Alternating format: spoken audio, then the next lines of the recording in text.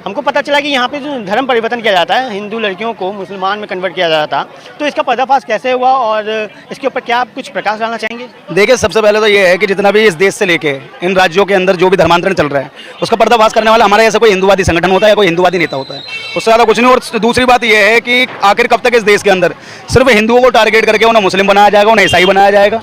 ये देश शुरू से जब धार्मिक आधार पर इस देश का बंटवारा हुआ था 1947 में, मुस्लिमों को पाकिस्तान दिया गया था, हिंदुओं को हिंदुस्तान दिया गया था।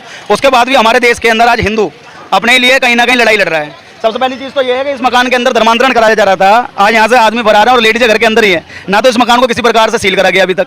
और सबसे बड़ी चीज़ यहाँ पे सबसे बड़ा कारण जो लोगों ने बताया है, यहाँ के खुद के जो प्रॉपर्टी डीलर है वो सबसे मुख्य कारण है। वो यहाँ से क्या करते हैं, हिंदू समाज के मकानों को सस्ते में खरीदते हैं और उन्हीं मकानों को किसी मुसलमान को दुगने दामों में बेच देते हैं, जिसकी वजह से यहाँ मुस्लिमों की संख्या बढ़ रही है और उनकी मुस्लिम ऐसी गैंगों को चलाने में लग गए जो हिंदुओं को लगातार मुस्लिम बनाने के लिए कहीं ना कहीं अपने राह पर चल रहे हैं। क्योंकि इनके जो मदरसे में शिक्षा दी जाती है उस मदरसे की शिक्षा पे ये चल रहे हैं, जिसमें धर्मांतरण से लेकर लफ्जियात से लेकर और भी कई सारी शहर में ये जो शहर के बीचों बीच धर्म परिवर्तन का काम चल रहा था, तो इसमें किसकी गलती है? कि सरकार की गलती है कि सरकार ने ध्यान नहीं दिया, या हमारी गलती है कि हम लोग संस्कृति पे ध्यान नहीं दे पा रहे हैं, या क्या चीज़ की गलती है, क्या किस कारण से ये? देखिए, सबसे पहले तो कानून व्यवस्था पे सवाल उठते हैं, जिन कानून के रखवालों को अच्छे से ये नहीं पता कि किस क्षेत्र में क्या चल रहा है। अगर इस क्षेत्र को पूरा छान लिया जाए ना, तो मुस्तफाबाद के अंदर सबसे ज़्यादा इनलीगल फैक्ट्रियाँ चल रही हैं, लेकिन उस पर किसी प्रकार का ताला नहीं लगेगा। ये लोग क्या करते हैं, जहाँ जहाँ हिंदुओं की संख्या ज़्यादा है, हिंदू व्यापारी है, सिर्फ हिंदू व्यापारी को तंग कर लेंगे, ये हिंदुओं को तंग कर लेंगे, लेकिन किसी भी तरीका से उस वर्ग को, समुदाय विशेष को कहीं से कहीं तक टारगेट नहीं करते, जो सबसे ज़्यादा इनलीगल काम आज इस देश के अंदर रह के कर रहे हैं। और धर्म के अंदर कोई आदमी जाता है तो अपनी मर्जी से जाता है।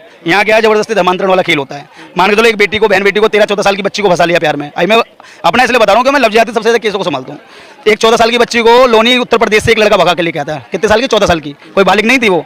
उसे 4 दिन अपने घर में रखता है, 5वें दिन वो घर से बाहर निकाल देता है। तो आप मुझे बताइए उन्हें टारगेट क्यों ना किया जाए?